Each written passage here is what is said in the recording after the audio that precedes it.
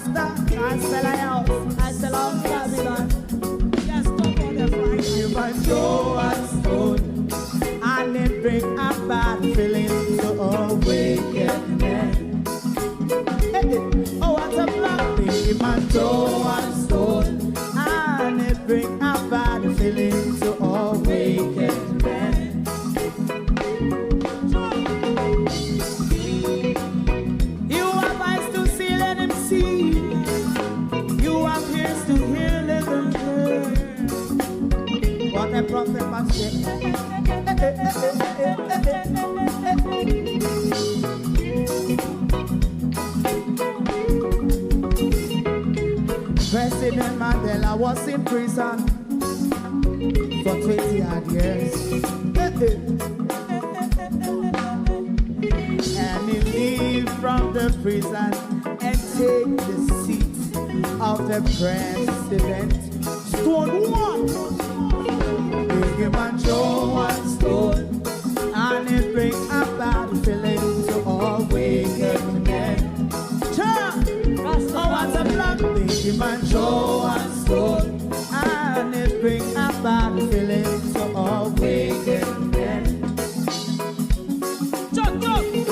a man throw a stone, and it bring a bad feeling to all. Stibby dim day. We in Global TV says certain kind of friend we no keep, and some informer friend we lovely. We in Global, bona fide friend and bona tape. We in Global, we not promote them, we not support them. Look at them on the cheek, come here represent for. We in Global TV, check it. Good morning. Sorry about last night. If you were listening yesterday morning, we said we came with a clean heart and a clear conscience. This morning is light-hearted and happy. Good morning and welcome to Global TV. Thank you all for joining us this morning.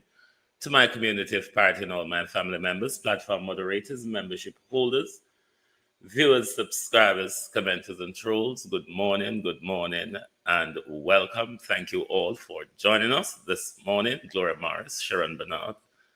Good morning, Marcia Thomas, Paula Shelley, Simone Beckford, Gloria Morris, Abinasar Cody, Michael Nipper. Good morning, Don Mel, Flight Shaw, Arlene Scott, Andrea Joan Hamilton Wilson. Good morning, Elga Fletcher. Good morning, Susan McIntosh, Marie Ladybug, Judy Roberts, Sheena Kelly. Good morning and good morning to those on the tick. I'm going to tell you a story, but the story will be lopsided because it doesn't only involve me, so there's limited I can say, but I'll tell you about, for me, a godly intervention part of it. Tor, good morning, Slate. And we're also co-hosting on the Advanced Potential TV this morning. Taurus Girl, good morning. Hatterball Canada, good morning. Dodoba Joel, I think. Dodoba Joels. Kennedy. Slimmers, God bless. Miss Joyce, rather. PT Alexis. Good morning, everyone, and welcome. Stacy and Levy, good morning. How are you? I'll tell you a story, but there's not much of it I can tell you. For the last 5 weeks, I have been thrown into serious depression, not stress, serious depression, even though I am functioning in front of you. I have felt and was more likely falling off the wagon because of very stressful issues of some psychological story that's been thrown my way and things that I have to verify. I came upon brick wall, but I've been directed by a sequence of numbers, intuitive thoughts, and a very loud noise in my head. That very loud noise carried me to many different angles trying to solve the problem, which almost drives me crazy, meeting up on brick wall. But I kid you not, on Sunday evening after my aunt's funeral, and with everything, to roll back, the funeral in Birmingham a week ago was the most depressing part of the whole experience. Before I leave for Birmingham, I came upon a great, huge brick wall to do with the story. I can't say more than the story because it doesn't really involve me only. But on Sunday night, Sunday evening, dusk and dark, after me watch me auntie funeral, me go to park, go sit down, and me say, just go sit down on park bench. So there was a park bench right at the roadside at the pavement. So I was sitting there, and somebody passed me on the road, but they're hooded up. I have no idea who it was. And the noise coming on my head to do with the scenario again. And the noise start telling me, run after the youth there. Run after the youth there. him will solve the puzzle. This was exactly the noise that was in my head. Run after the youth there, run after the youth, and we solve the puzzle. And I was still sitting there. And it's like somebody literally picked me up and pushed me, and I start running after the youth. Now, running after those generation in this country can be dangerous because them will just think say attack you, go attack them. But before reaching up to him, I shout at him, and then when me shout at him flick off him hoodie and him turn around. It is somebody who I knew. The noise in my head. So I explain a limited part of the story to him, and I tell him the brick wall that I met upon. And him say, oh, XYZ, go yasso. Immediately, I was experiencing a lot of feeling from what was happening.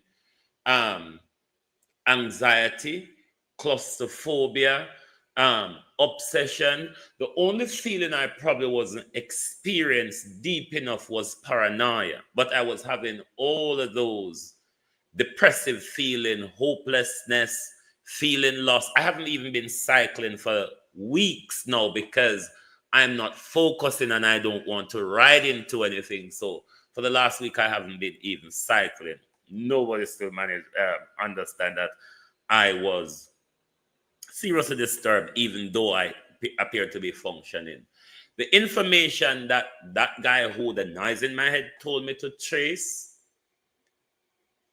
solved the problem yesterday morning. Now, the reason why I didn't do a show last night, I was interacting with my spirit and crying last night. And one of my friends said this to me in the past. Why is it that you never appear as if you have problems? I said, I always have problems, but what I do, that's the time when I become defensive and more alert. I don't sit down and wallow when I have problem. Because even yesterday when I called my cousin and said, one of my cousins said, I've solved the problem. She said, boy, your blood clot determined, because I explained to her what I was experiencing. But that direction in my head, the noise in my head, if I had ignored it, I would still be in that major depressive phase trying to solve the problem. I kid you not, the voice said, run after the youth there, run after the youth there, it will solve the puzzle. And I hesitated. And trust me, immediately he said to me, go that direction. My heart came down immediately. And yesterday morning, I followed his direction. The problem was solved. So this is to say, never all the while, you know, that gut feeling, that intuition, that noise in your head, sometimes you are being guided how to deal with a situation or solve a problem. But sometimes some people just say, "Ooh, I'm overthinking." In my case, I thought that at some point, but a lot of the things since solving the puzzle, a lot of the visual thoughts I was having is actually actualized, you know. So never fight against your gut feeling and your intuition or that noise in your head where sometimes people tell you, say, I'm mad, you're mad. Sometimes when you're disobedient, the noise can get louder. In my case, as it did on Sunday night. But that's what I want to say about that. But the last 5 weeks, sitting in front of you, I was hugely disturbed and distracted. I don't know if you noticed last week, I just focused on the Prime Minister and his war only because I was sort of like mentally helpless to do much, to be honest.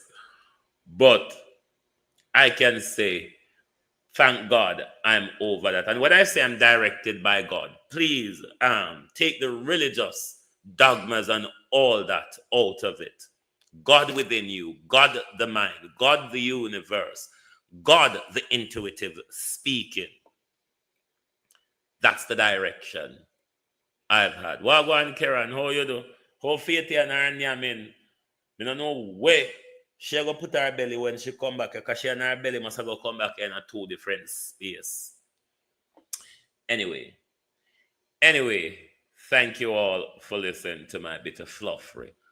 But yes, I can say now I am back to focus on doing the job I chose to do. Alrighty, Mavis Ashmill, Barnett, good morning. Arlene James, good morning. Colleen James, rather, good morning. Cousin Myrna, Wagwan. Me I go call you when me done as well. Cousin. Morning, Marie. Morning. Right.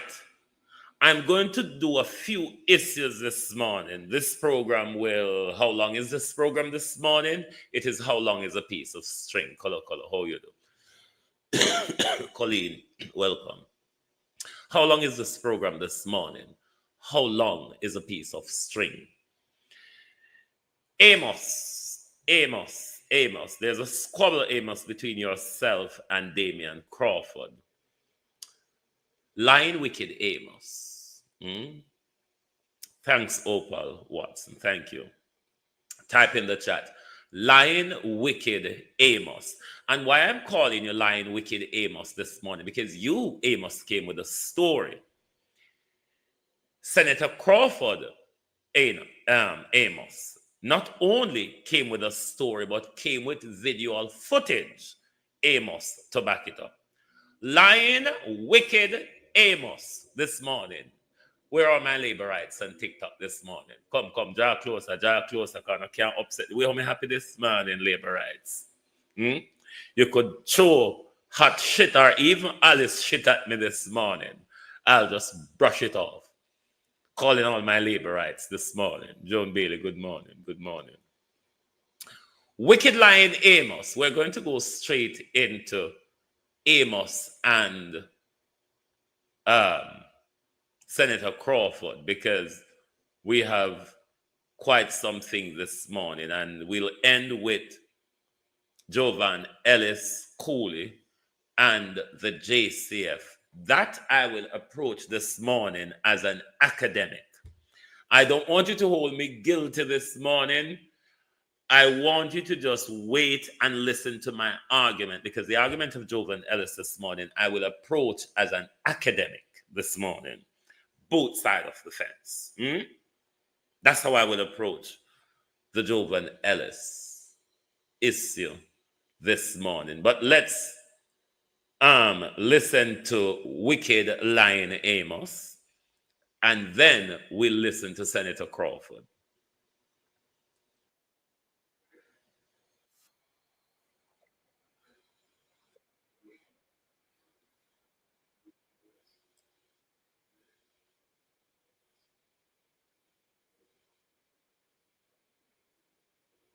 Oh, sorry, ma'am.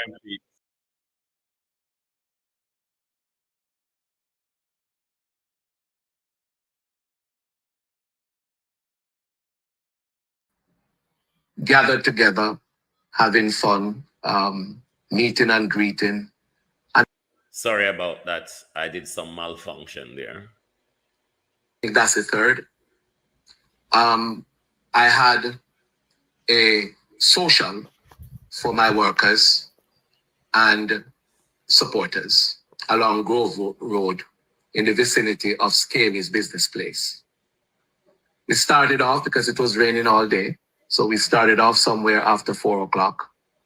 I got there minutes after 5 o'clock, and we were gathered together, having fun, meeting and greeting, and enjoying the atmosphere of togetherness and the atmosphere where JLP people meet and was communing one with the other. Sometime after 7 o'clock, while I was playing a game of dominoes, I was told that Mr. Crawford were on the scene. Please listen to Liad Amos' story well, because Mr. Crawford is going to throw him out the window. I didn't pay it any mind.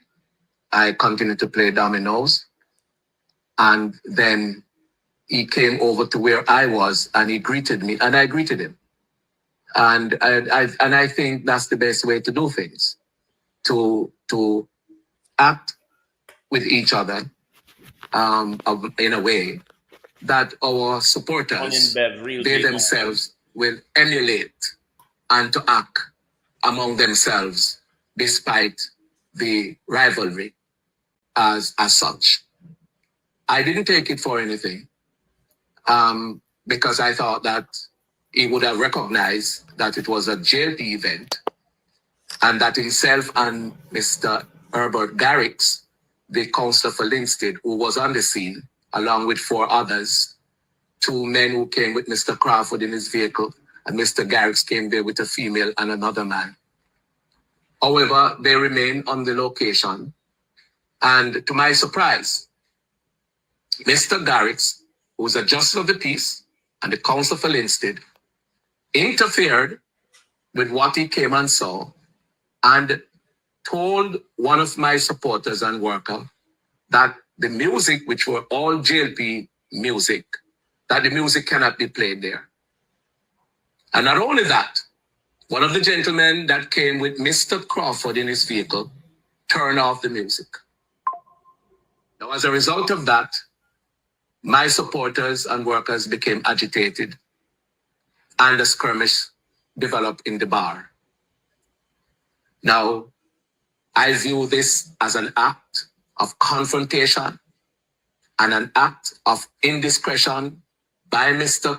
Crawford and Mr. Garrett.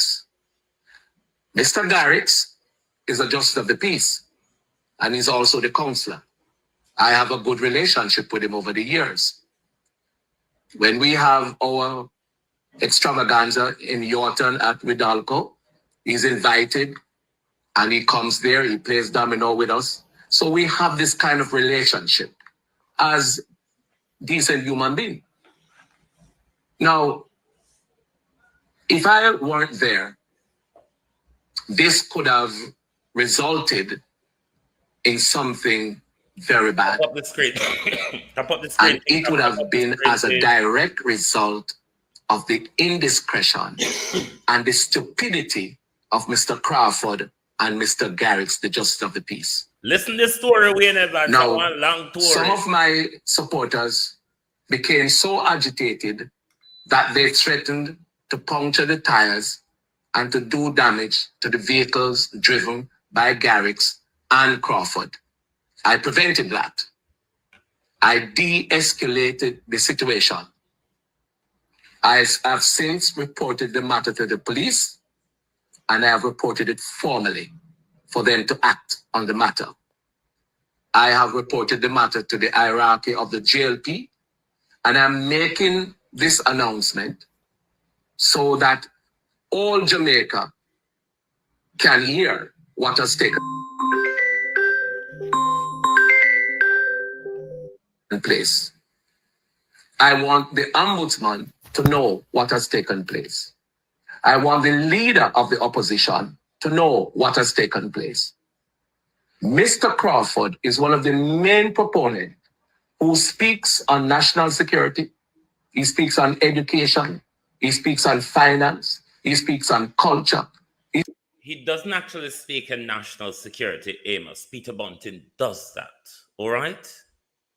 He speaks on everything good or bad in the country.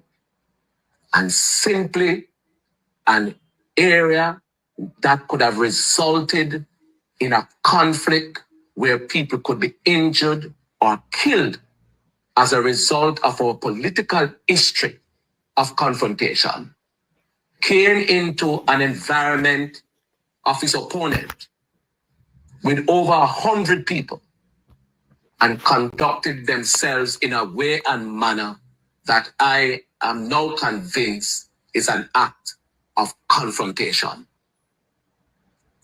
Let me be very clear. I have reported the matter to the police.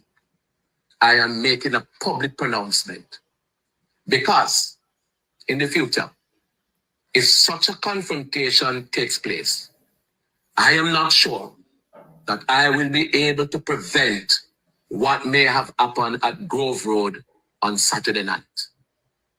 If it happens again, I will be holding Mr. Crawford, Mr. Garrett, the leader of the opposition, as the ones who have started political or violence in the country whilst an election is being contemplated. Bear in mind, that is only a story. Anybody could tell you, say, fly pitch pan shit, but him never eat it. Anybody could tell you a story. Bear in mind, it is a story.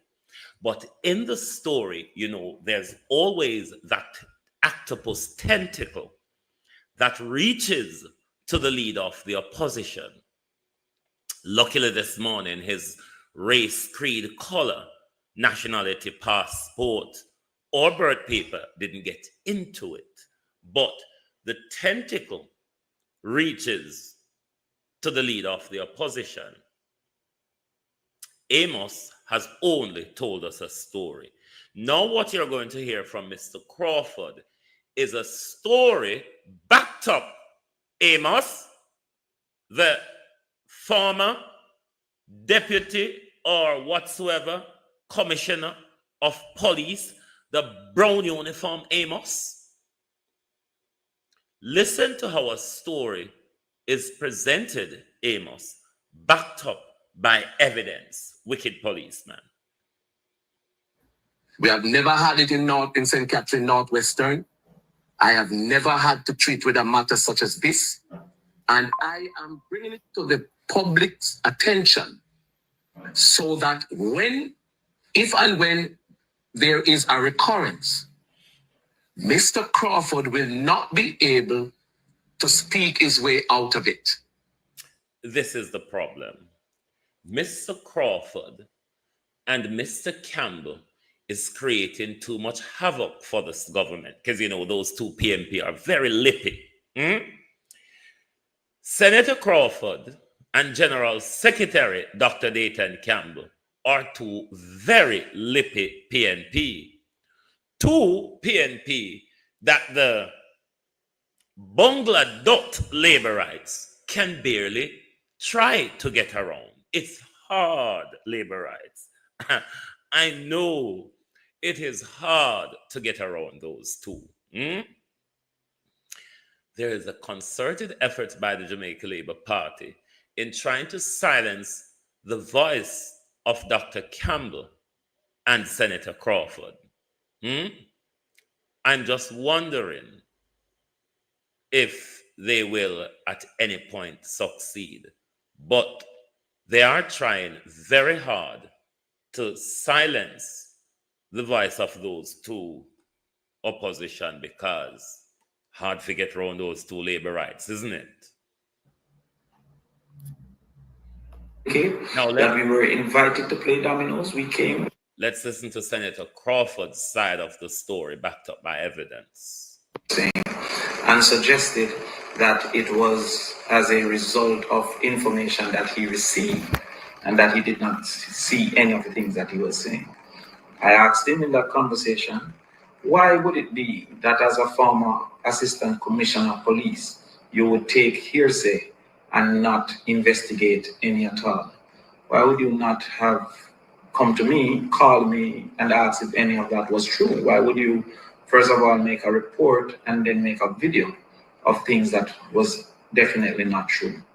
Therefore, what we will do in this video is to show video footage of the entire process of what took place, showing that we had no altercation, that nothing of the sort happened, and that there was no confrontation at all in that space. I can speak to certain matters of fact First of all, that I came with no individual. I arrived from math classes on invitation to play dominoes. I arrived from math classes with my assistant only. The video will prove that to be true. That Mr. Garrett arrived by himself.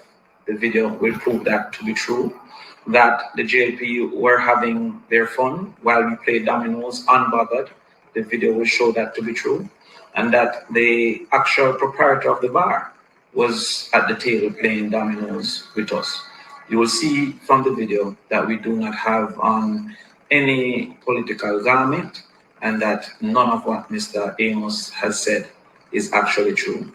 The JLP is depending on lies to win this election. So I was invited by the proprietors to play dominoes from Friday night at the bar.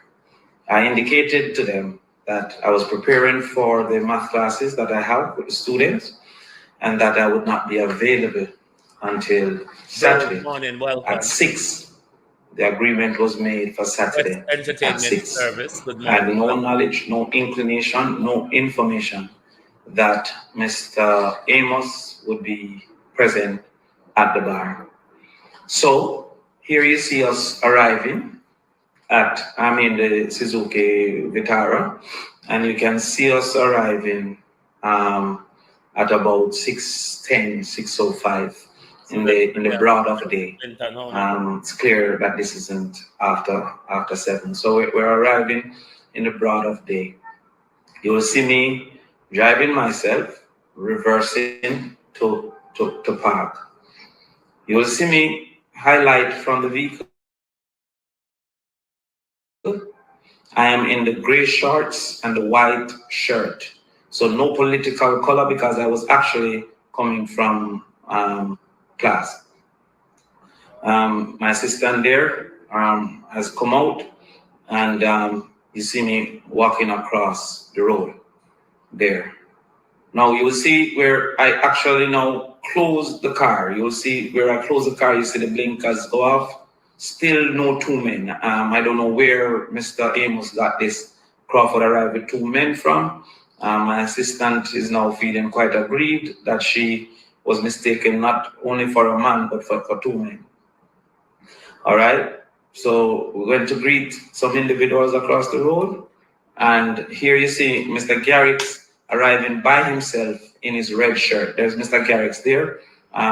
He's closing his car. Nobody came with Mr. Garrett. So at this time, only 3 of us are present.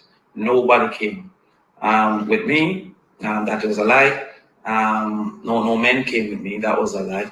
And no male came with Mr. Garrett. That was also a lie. So the evidence from the video captured shows Mr. Garrett arrived by himself, and I arrived only with my assistant. None of us was politically clothed, nor prepared for any type of altercation.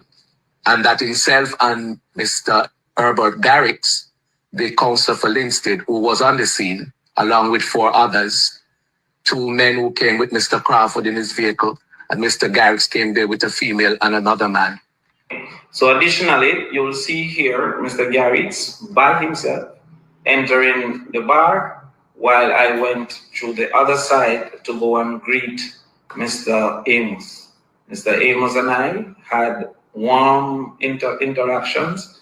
His camera person took the opportunity to video that, and I would ask Mr. Amos to put that video out of our interactions. And I greeted the JLP persons on hand. Mr. Amos sat to play dominoes. I went across to the bar to play dominoes and was even offered a drink and food by the JLP supporters. So there was absolutely no animosity. So here we are, we're playing dominoes. You can see me here with my back to the camera. You can see my locks there with my back to the camera. And across from me, shuffling is Mr. Garrett in the corner, blocked by the grill and everything. So Mr. Garrett could not have given any indication to anyone that the music cannot be played. As you can see, we're very unbothered. You can see the JLP, they're dancing. This fellow is putting up the V sign, and they're dancing. We're still playing dominoes, we're unbothered. As was already proven, no male came with me, so no male that I came with could have turned out the sound. And Mr. Amos was nowhere in this space, in this vicinity at all. He was absent from this space. So Mr. Amos could not have heard or seen any of what he has reported. So they're dancing, we're playing, and it's going on. Now you can see here the proprietor, the owner of the bar, gets up to suggest that let us keep it non-political and just keep it friendly. So this is the owner of the bar. He was playing with us. He was sitting at the table. And you can see me here saying, yo, come on, come. Because I was indicating I had no problem with it. I was actually drinking a Heineken at the time on Mr. Amos' bill, jokingly. So he gets up, he goes to the bar, and he seems to be indicating to them that, yo, change the music. None of that had anything to do with us. He came back, sat down, no altercation. There's no evidence. I would love for Mr. Amos to show where was this altercation that he's speaking of. Where was this altercation that erupted with 100 men? And I mean, the truth is, I don't know. Mr. Amos must believe I'm John Wick. How could I take on 100 JLP people and with his opinion of only 4 men, which was not true? We had no men. So therefore, how would we have taken on 100 JLP people with just 2 men? Am I John Wick? So the truth of the matter is that everything that he has said is a lie. He knows it's a lie. And I'm challenging Mr. Amos to show the video of anything that he says. We have captured all of this. The bar has all the videos. Any news media that wants to interview the proprietors of the bar, they'll indicate that we were invited to play dominoes. We came, we only played dominoes. We interfered with no one, and nothing that Mr. Amos has said is true or actually happened. So as I said, I called Mr. Amos. I indicated to him that it was not reasonable for us to be going back and forth, and I asked him to correct it by removing the video, and he has not. In fact, what they have done is to promote the video and to act as if it is true, seeking to sully my character and to get, I guess, rile up his supporters. In my time in Northwest St. Catherine, nobody has been disrespectful to me. Nobody has been antagonistic to me, and I have not been antagonistic to anyone. It is not in my character to be so. And so we found it necessary to make the truth be known and to indicate that we have video evidence, and none of what Mr. Amos said is true. I challenge Mr. Amos to show his evidence or to apologize to the nation for having sought to create political disruption in lying so publicly. I really wonder to myself how many young men might be in prison at this time because of Mr. Amos' penchant for telling fibs and untruth. Because what he has done here cannot be the modus operandi of a senior superintendent or a senior police officer or a former assistant commissioner of police. Mr. Amos, please make this right.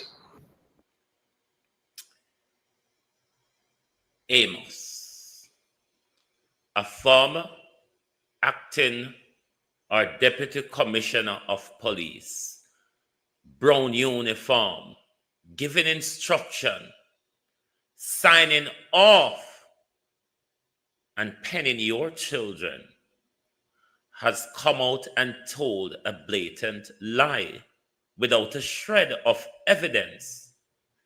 In the court of public opinions, Amos, or in the law courts, Amos, you stand no chance. You told us that fly pitch on shit. You also went on to told us that the fly, even though pitching on the shit, Amos did not eat it. You further went on to told us the fly shit on the shit, but those shit did not turn to worm, Amos. No shred of evidence. A whole who shot John then corrupted the evidence. That's what you told us, Amos. You also tried to extend your lie to the leader of the opposition, creating public mischief and political tribalism in the country, Amos. I mean, you have spent enough time extorting us and robbing us, imprisoning us probably innocently as a police. Belly not full, you still come out in a politics. So here's a JLP politician, a former police who regularly take young men around the back of their house and shot them on CCTV camera while they're kneeling with their hands on their head, not knowing that they were observed by CCTV camera, just in the case of former police Amos or Anos, whichever Nossi wants to call him, probably was unaware that everything was being captured by CCTV in and out. How could you be so docile, Anos? Now, me, the untrained law enforcer, but the trained legal academic, Amos, my eyes look for what is not supposed to be there, Amos. I don't look at what is there, Amos. That's not my concern as an investigator. As an investigator, Amos, my eyes is not concerned about what it is seeing. It is more. Oh, my camera got knocked out again. It's been doing this from morning, but you can still hear me. My issue, Amos, is about what on earth am I not seeing? So the fact that your eyes, as a former investigator, Amos, did not even observe internally or externally, Amos, that there are closed circuit television cameras there. It tells you so you just make up the evidence as you go along while you were there, isn't it? You owe Mark Golding an apology. You owe Damian Crawford an apology. You owe the nation an apology. Because you say, Amos, for weeks now, you say we they are out here almost a creep pan with me. Because every corner we broke around Amos, there's JLP flinging buckles, stone, or they're torching an entire building. Not one shed a word from Amos about the stone flinging, the buckle flinging, how we have to walk and look out our eye, how we have to creep grown corner because of the buckle flinging and the stone flinging in the Jamaica Labour Party. Amos now come out and come talk about them political war there with Andrew Holness scars. But Amos go in bed and dream, say, I, the former police, is able to create a story in us that will take down Damian Crawford. Man, go and go sit down. As Green Man would have said, go up in the truck. Enos. Go up in the truck. Useless piece of third. Useless. Enos. Useless. Useless. Yes. Useless. How else can I describe you? Useless. Can't add more to it. Useless is useless is useless is useless, isn't it? But as Senator Crawford asked the question, how much of our young men are probably in prison because of Enos's fibbing and fixing? Ask that question, and that is the question the nation should be asking Enos. How much young men are in prison because of your fibbing and your fixing? Enos, JLP police, wicked, liar, thieving, cunning, corrupt Jamaica Labour Party police. Anyway, we're going to go on with the program because we wanted to get Enos and his bit out of the way. And even though, you know, we know you're JLP and you all don't have nothing about on yourself much, really. But at least you can try to be a human. Let's turn now to the headline story of Job Lane, and we'll listen to a few video clips, and then, as I say, I'm going to approach this academically this morning. And I hope you'll understand why I'm taking an academic approach to the issue this morning. So you're telling me he spent 3 years in prison for you? He did something. And he must get 3 years for the girl before me. And he had 3 years for the girl, the 9-year-old before. Yeah. So that's 6 years. This bathroom, and the policeman tell me say anything I see in my panty, I'm not supposed to clean it out or nothing. So when I go in the bathroom, I see blood and white stuff. So my mother tell me say I discharge. And at the same time I break down, and them just switch me go to hospital, Sunshine Hospital, and then take me close and place and go code. Bill the other day for a 1-year-old baby when that try for molest, and the mother must come catch him, and he broke the baby hand and bite the baby in her back because he not get for molest her and run off. What you say he did with a 1-year-old? Yeah. Try for molest the baby, and the mother hear the baby a ball and go to the house. So when you see mother come, he broke the baby hand and bite the baby in her back. But you are living God, the omnipotent God, the high Shaddai God. You see, it's nothing, God. So much more, God. God, you said you move my prayers, God. Hear my cry, God. Have mercy upon my life. Have mercy upon my land of Jamaica, God. How much more? The omnipotent God, Uncle Sobo, Uncle Sia. He's here, Baba, Uncle So, he's happy, Robo. He's here, Baba, Uncle Sa, he's simply Ubu. He's here. Open the Red Sea, God. Open the Red Sea, God. How much more child, God, gonna be? Oh, mighty God, mighty God, mighty God. The bill that he came out on 10 days ago was for a 1-year-old child. 1-year-old baby, yes. Break the baby on. And bite the baby in the back. Nine back. It is. So you. Right. Let us move to the next video clip. Away there.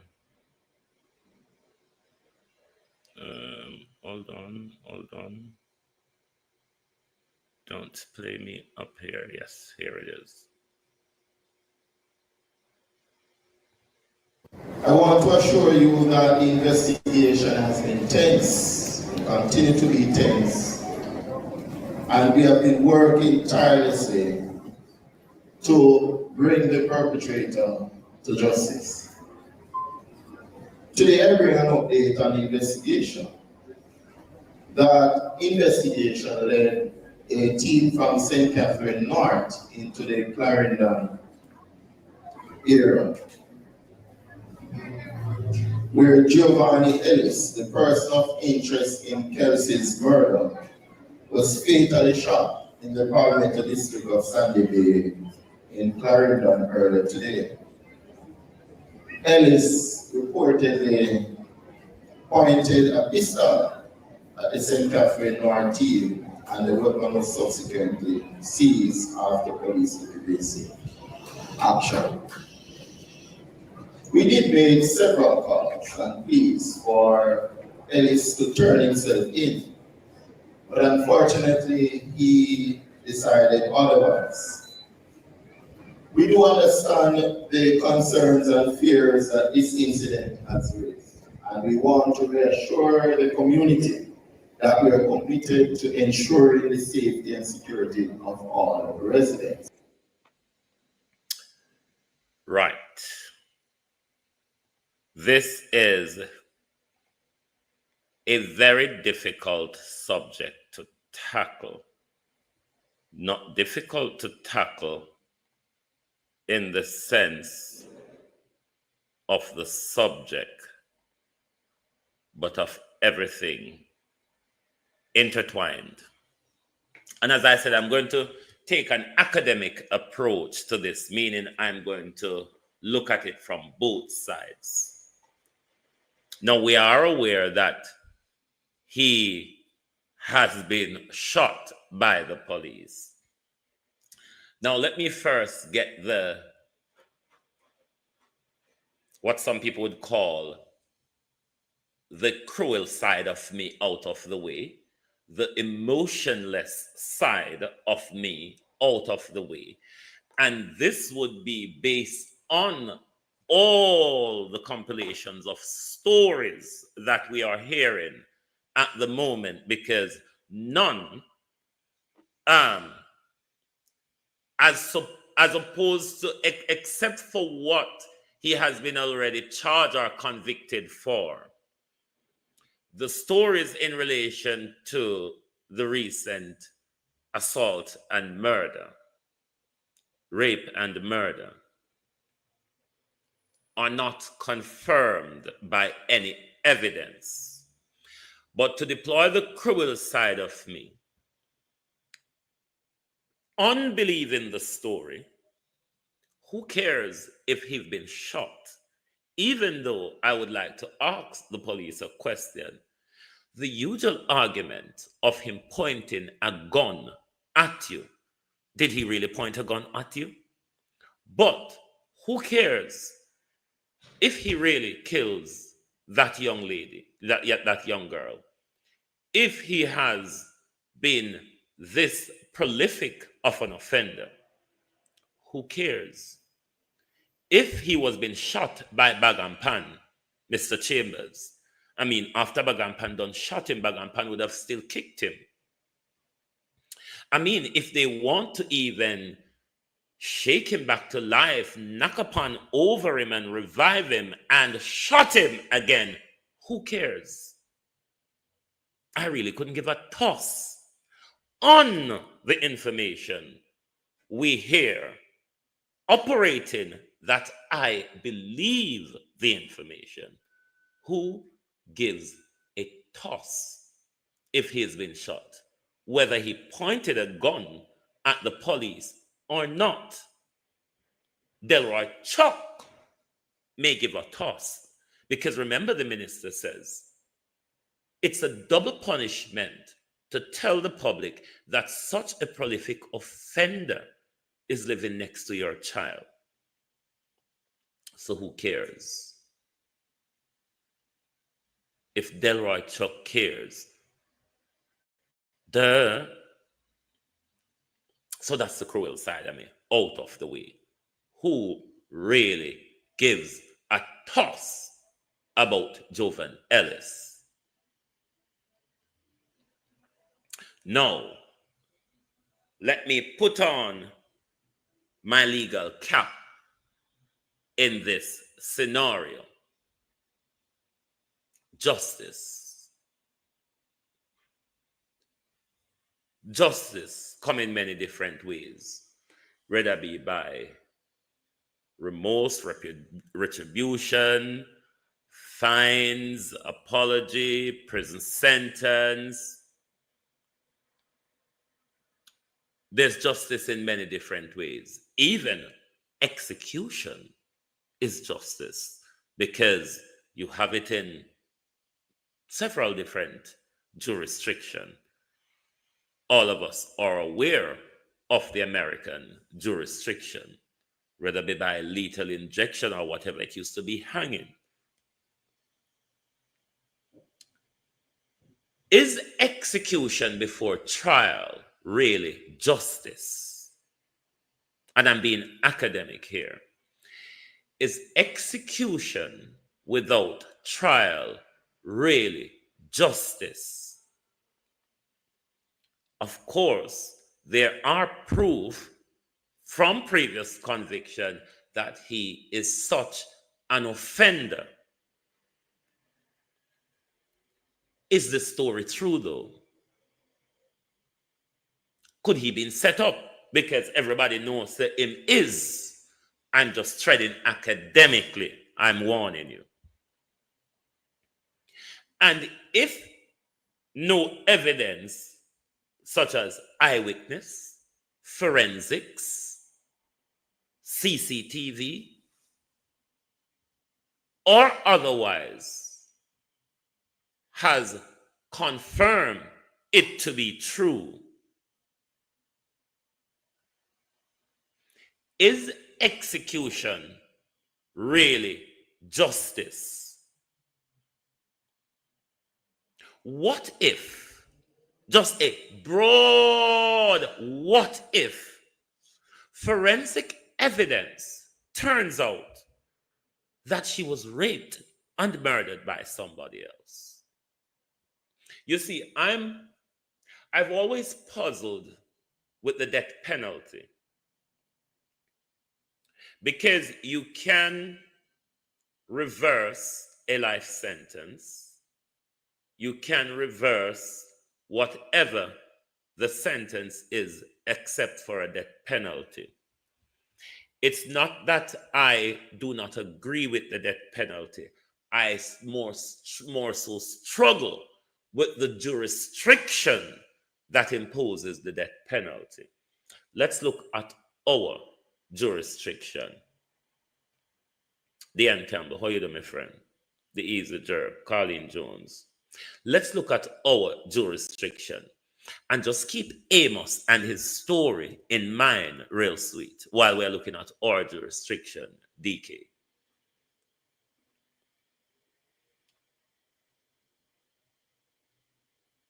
Let us look at our jurisdiction on the community basis first. Sometime when we hear a story, we don't try to confirm it. We just run with the narrative of the story. I'm not defending this young man. I hope nobody walks away this morning thinking that Jovan Ellis has been defended here. I'm just being academic this morning. Given that we know the level of corruption in law enforcement, given we know how the fibbing and fixing works, could it be, or what if people like Jovan, I would want to go on trial, believe you me, because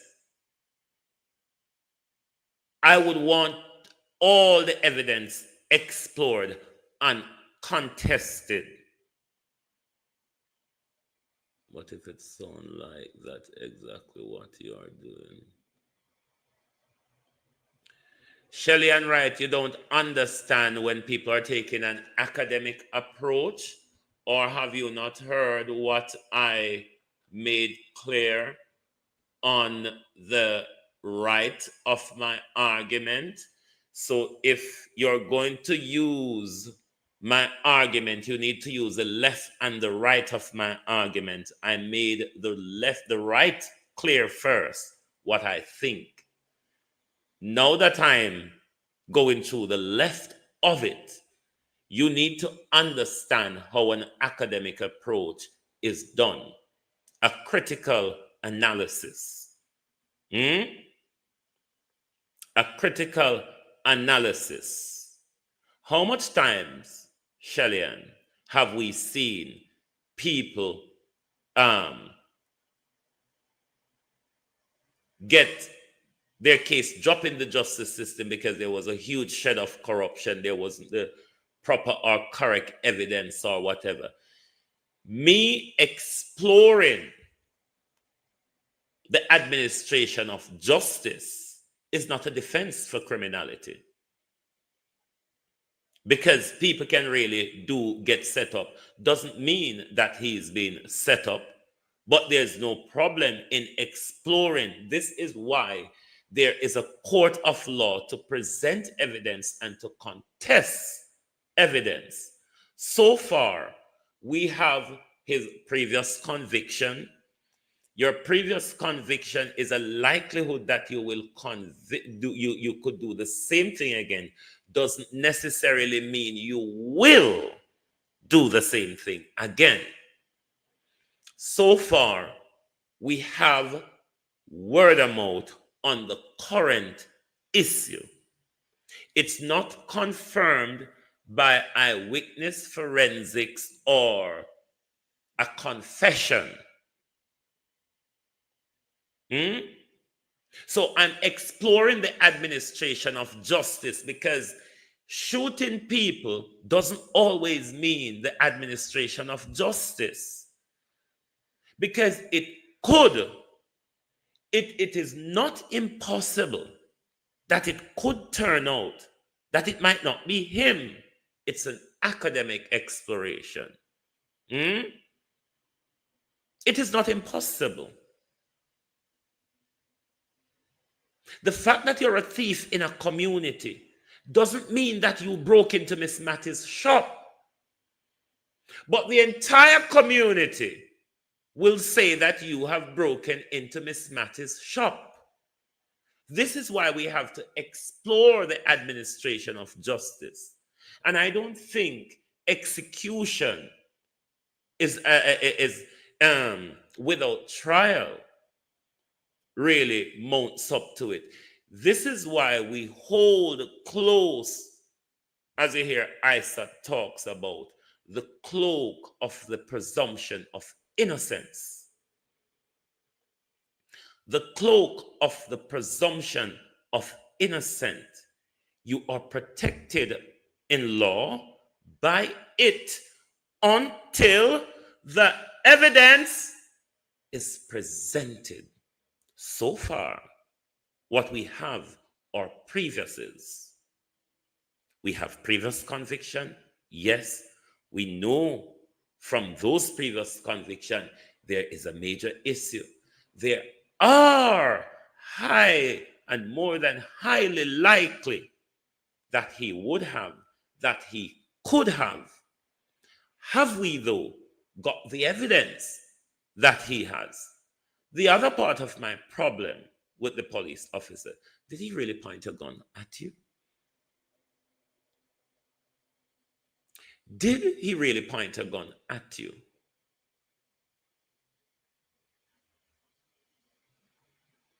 If Jovan Ellis killed this young girl and raped her, they should have shot him and shot him and shot him and shot him, revive him again, and shot him and shot him. That's the cruel side of me. That's the extreme, the right of me. But the left of me as a legal academic, I cannot say, yes, jungle justice. Because if jungle justice or extrajudicial execution ought to be accepted as a mode of justice, we are going down a slippery slope. And when you start on a slippery slope, it might just be something you cannot come back from.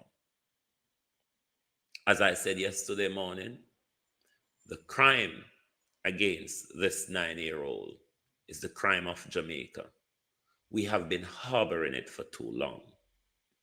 We have, as a society, nurtured and normalized pedophilia for too long. The higher echelons of society, we know them. Our family, we know them. Our community members, we know them. This is a crime committed by Jamaica against this child, not just by Jovan Ellis. We have normalized this for too long. We have called them the big man for too long. We have turned a blind eye at the taxi man them and its schoolgirl them. We have turned a blind eye at the police and the soldier them, the lawyer them, the doctor them, the politician them with the 14-year-olds. We as a nation have called them big mans and dons and Mr. Sir. But we have told those abused children, only love big man, so why not always want to cock up in a big man car front? Why the fucking big man don't stop trouble the child? Ask yourself that question. Ask yourself that question. I heard something that the demon said. I don't even remember what the demon said, but because I did put it in my library, I just want to see if I remember what did this demon. Oh, this is some question asked to Andrew Holness by Kabuma over at IRA FM. Let's get this on the road because Andrew Holness now answer Kabu question. So Kabu, I put them out in the universe so somebody could see the criminal of a prime minister that we have. Top him. And that shoulder that is carry a burden. Because you're a human, Andrew Holness. That's why I wonder how you sleep at night. Because I know how the human mind works. Sometimes you may think that you can be tough and you can be ignorant of things or of feelings or of thoughts, Andrew Holness. But I know you are human. And I often ask myself the question, how on earth could you sleep at night? Because I'm not making decision that affects a nation, Prime Minister. I'm not even making decision that affects anyone. On a simple psychological issue, have me unable to sleep or eat or focus properly for 5 weeks, Prime Minister. How on earth do you sleep, is my question. And this is pertaining to the statements he made in St. Thomas recently. I played them this morning regarding access to the beach, access to land here in Jamaica. So my first question is to Andrew Holness, and I hope someone will tell him. He's probably listening. If he's not, then I hope someone will pass it on. One of the issues, and it's really not a problem, but one of the issues that we face here at the Africa Forum is that no one from the Jamaica Labour Party will accept an invitation to come on this program. And so we have to throw these questions out like this. Matter of fact, my producer was told by Robert Morgan a few 50K likes already. months Come on, back, Labour rights, stop up the screen. that Andrew Holness would never come on this program. How are you? So, congratulations to all of you. But here we go. Mr. Prime Minister Andrew Holness, are there no provisions in your government for the people of Jamaica to enjoy recreational spaces such as the beach without having to provide in those spaces such as the beach jobs for others? Because this is what you said. Them are going on a job, then creating a job for no, run them. That's basically what you're saying to us. So the question is, are there no provisions in your government for the people of Jamaica to enjoy recreational spaces such as the beach without having to provide in those recreational spaces such as the beach jobs for other people? Do you have any idea, Andrew Holness, of the role that recreational spaces such as the beach play in the physical, mental, social, and environmental health of a nation and its citizens, especially the second most murderous nation in the world? Do you know the extent to which recreational spaces such as the beach contribute to the quality of life of the citizens? Do you have any idea, or do you even care? Or are we just beasts of no nation, good only for your voting pleasure, and then to be discarded before you hoover us up again every 5 years or so with your mouth full of promises and lies, like an abusive husband? Hey!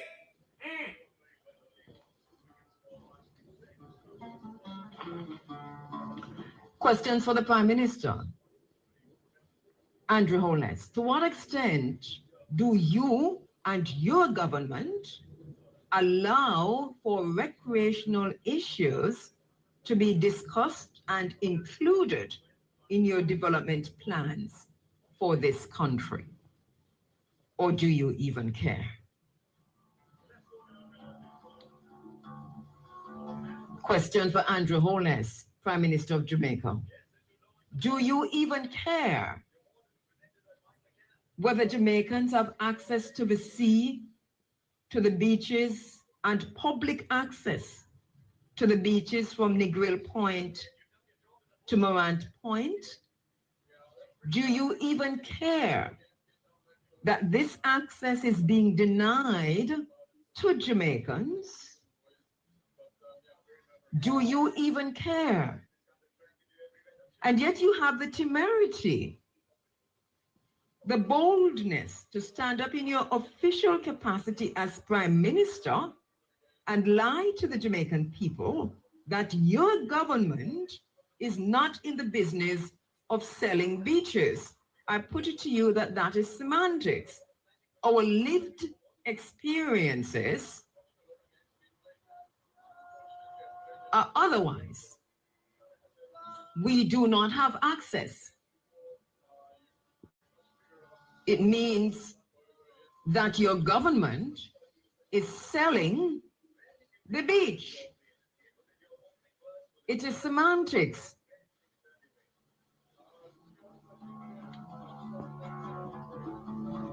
Public beaches serve a number of local and regional functions. Do you care? Do you know that in some communities, the beach has been the community park?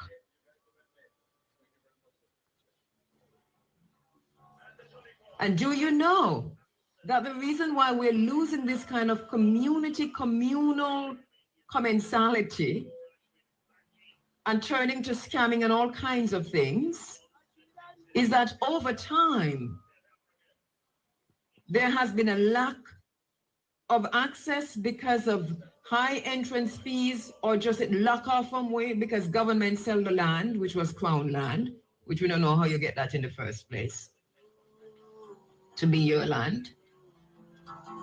Question for the Prime Minister. Do you really not know that Jamaicans are being denied access to the shoreline from Negril Point to Morant Point?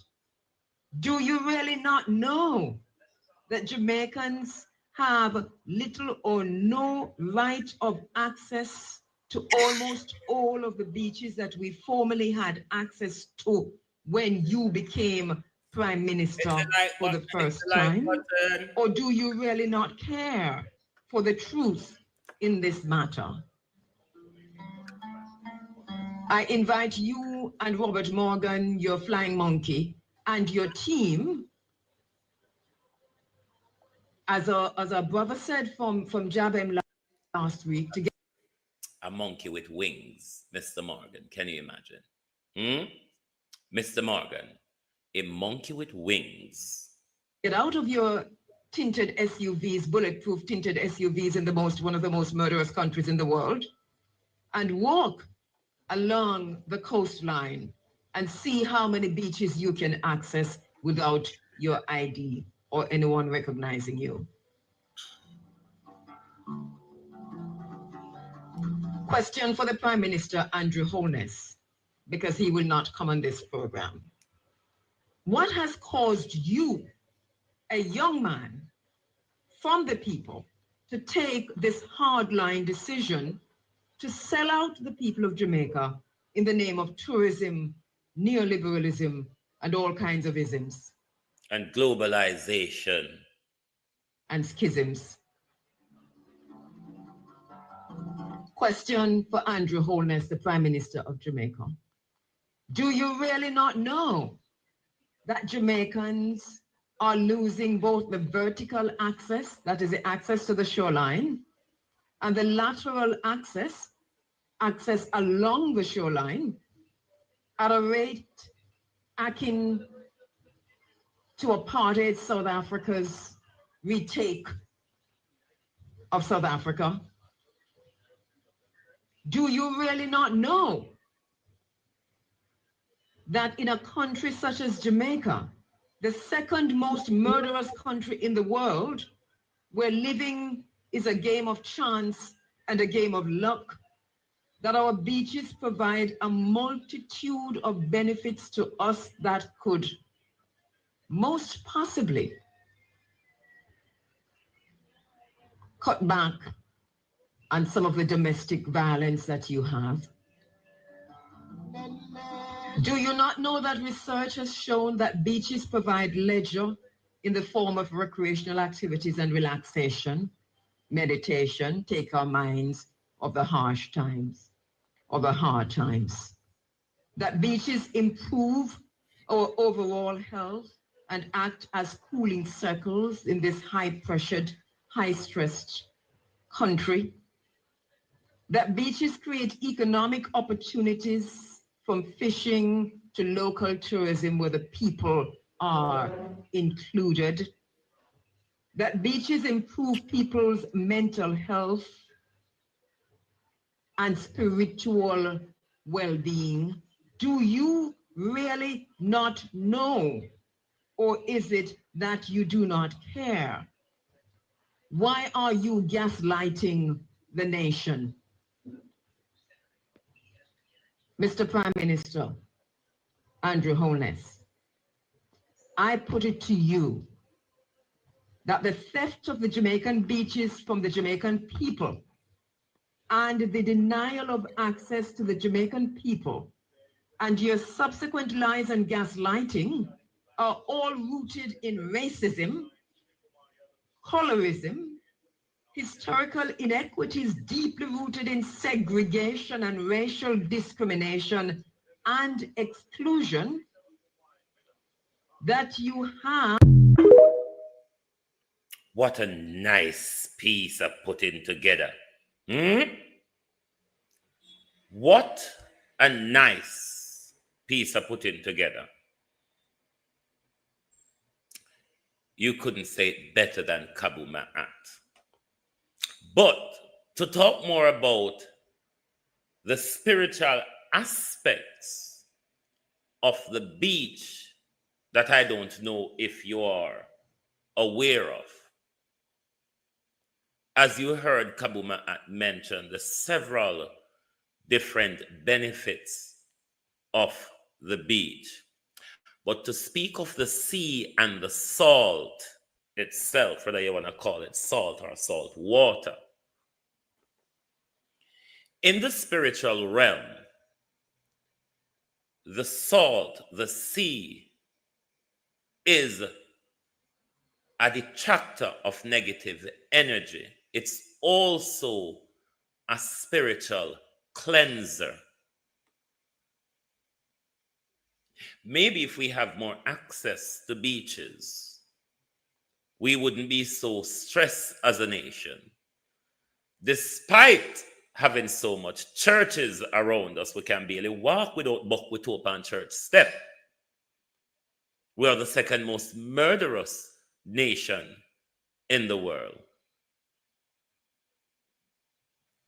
Maybe we need more beaches than churches, because some of these demons that they have let loose walking around us in the name of gangsters and gunmen aligned to politicians, been fed, been given guns and bullets by a politician, and then unleashed on us.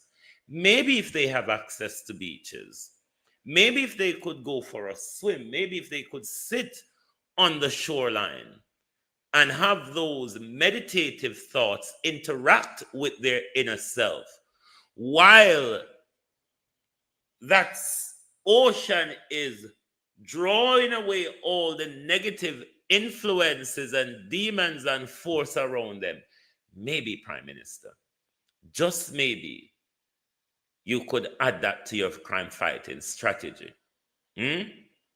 Because these young men wanna walk and corrupt. Maybe if they were able to interact with the beaches, to interact with life and reality. Because you see, I don't accept that poverty causes crime. And why I don't accept that is because our generation of the 70s and beyond, you can take it right back up to slavery, were the most impoverished compared to now. But we never had some ruthless, lawless criminals then. You might wonder why, with democracy, normalization, and Christianity and everything that we are interacting with, how is it that we continue to tread on the wrong path is a question. How is it we continue to thread on the wrong path? But we have to wake up. And this is what they have done to us, not just in Africa, but right across.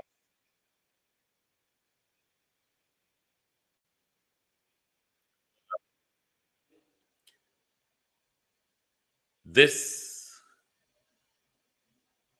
mind control that they have created amongst us, the division that was created, we are using those same division to destroy ourselves.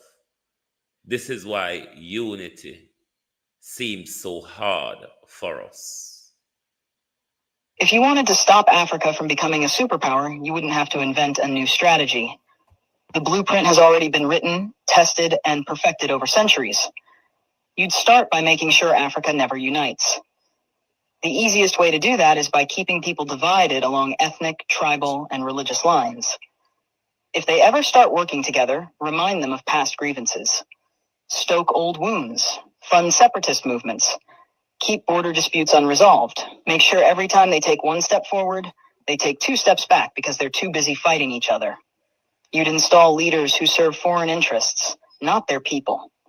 Find the most corrupt, the most easily manipulated, the ones who crave wealth and status more than progress. Offer them power in exchange for loyalty. If a leader rises who actually cares about Africa, get rid of them. Assassinate them if necessary. But if that's too messy, just destabilize their government and back a coup. If they talk about... You remember what happened to Michael Mandler, didn't you? Nationalizing resources, make an example out of them. If they try to unite Africa, take them out before the idea spreads. You'd keep Africa economically weak by making sure it never industrializes. Let them export raw materials, but never process them themselves. Control the mines, the oil fields, the rare earth minerals. Keep them selling cheap and buying expensive. If a country tries to break free and build its own industries, sabotage it. Place sanctions, destabilize its currency, fund local opposition, crash its economy. If that doesn't work, orchestrate a... The easy jerk. Nothing has ever been so true. Trust me. Nothing has ever been so true. Crime doesn't cause poverty. Poverty doesn't cause crime. Greed is really what causes crime. Nothing has ever been so true.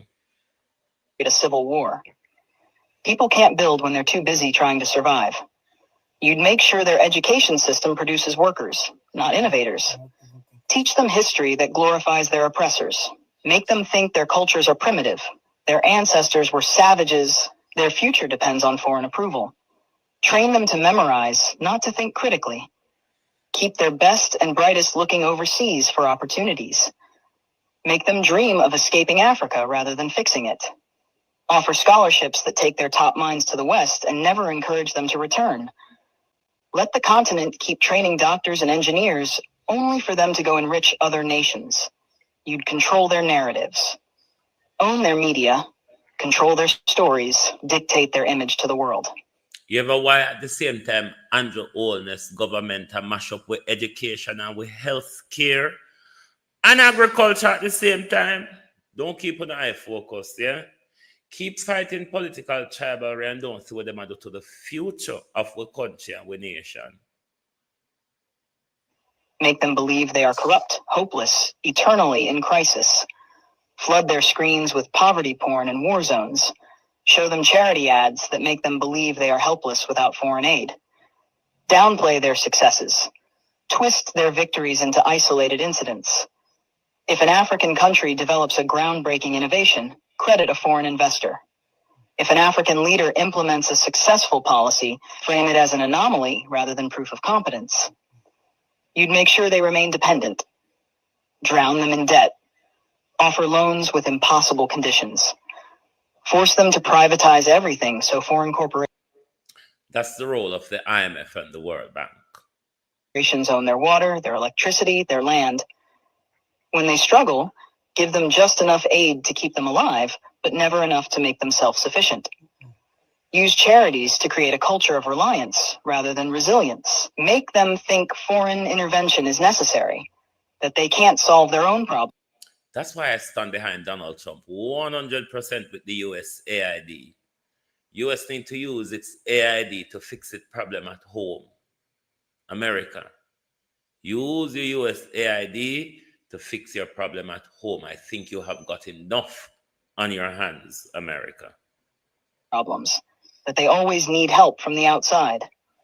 You'd suppress their military strength. Keep their armies weak, their defense industries non-existent. Sell them weapons to fight.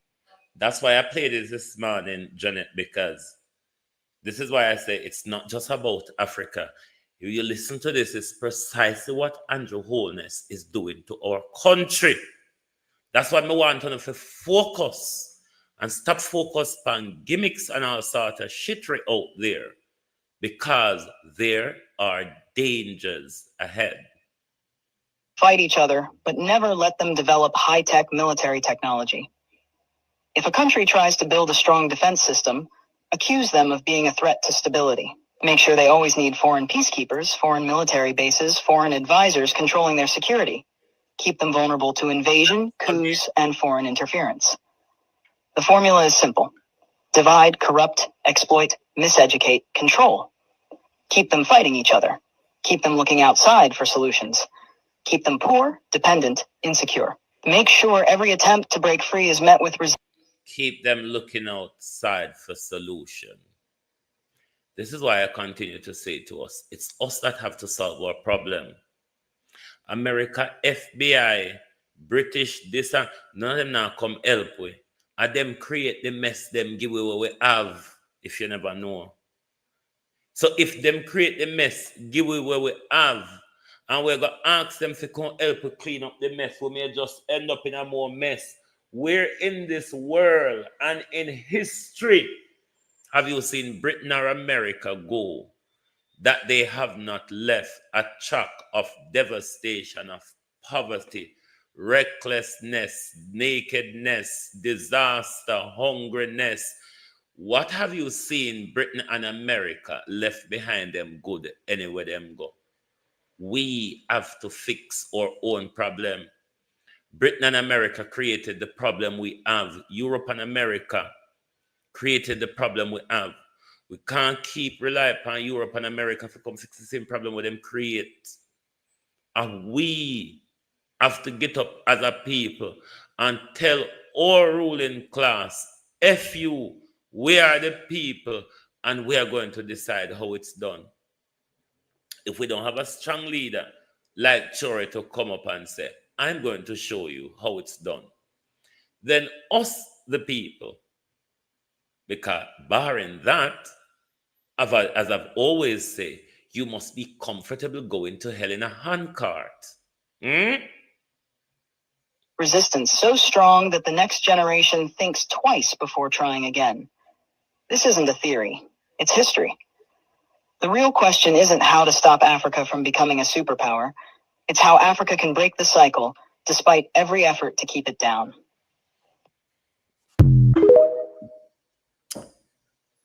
That's where I want to leave it this morning. Thank you all for being here.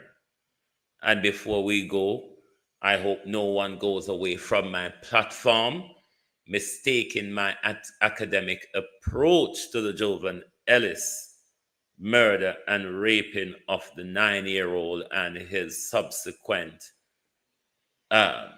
shooting by the police, albeit said he pointed a gun at them. No one should walk away with the misunderstanding that there was any defense for Jovan Ellis on global TV. It was merely an academic exploration in context to the administration of justice. Thank you very much for being here this morning on the Global Television Group. Lovely to have your support as always. Join us right back here this evening for the People's Point of View. Thank you very much for being here this morning. Pauline Dixon, how are you? Thank you all very much for being here this morning. Lovely to have your support as always. Andre Ross, thanks for the follow. All Stars, thanks for the share. Thank you all very much. Join us back this evening for the People's Point of View when we will look at more of the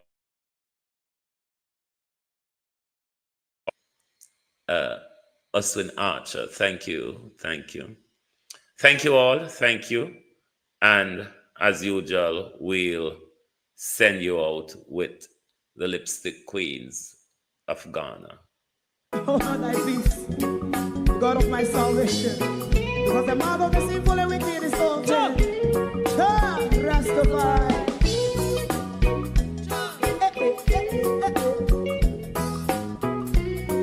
Come with I. Rastaman throw one stone, and it bring a bad feeling to all wicked men. That's a people day. Make a man throw one stone, and it bring a bad feeling to all wicked men. Only when man like Marcus Garvey speak, wicked men would I hear. Hear now hear. Instead of that, they only sit aside a rub and cheat, and not press the poor. Make up what I seen to. Make him a throw and stone, and they bring a bad feeling to all wicked men. Oh, what a plan! Make him a throw and stone, and they bring a bad feeling to all wicked men.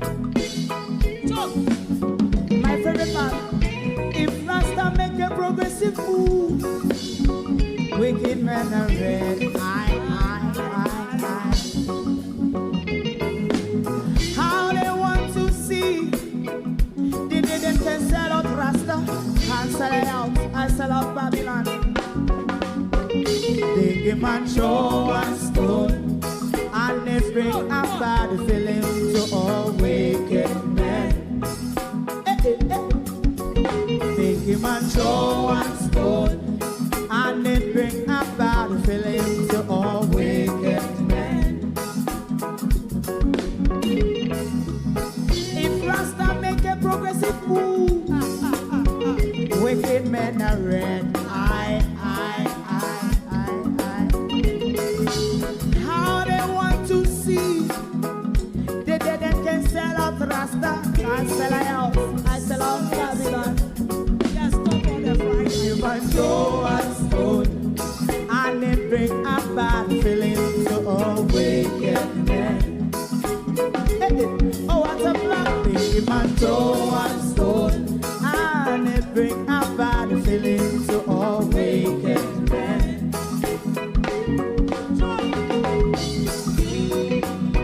You have eyes to see, let him see. You have ears to hear, let them hear. What a prophet must say.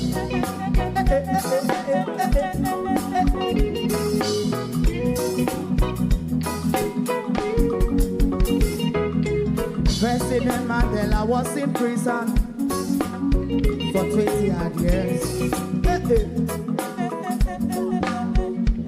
And he leave from the prison and take the seat of the president.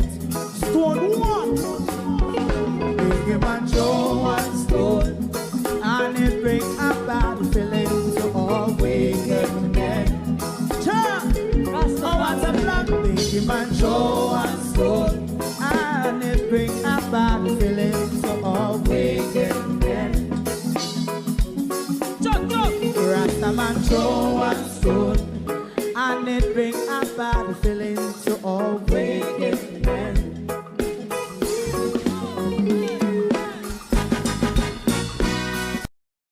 If you don't like missing out on the latest shows but still enjoy classic hits, then Global TV Group 358 is your perfect match. Global TV Group 358 isn't just another channel, it's your ultimate TV experience. From breaking news to binge-worthy dramas and timeless classics, we've got it all. Our unique blend of original content and global favorites means there's something for everyone. And guess what? With GTVG's seamless streaming, you can watch anywhere, anytime. Plus, our interactive features let you be part of the action. So, whether you're a seasoned binge watcher or a casual viewer, Global TV Group 358 is here to keep you entertained day and night. Don't just watch TV, experience it with Global TV Group 358. Subscribe now and never miss a moment.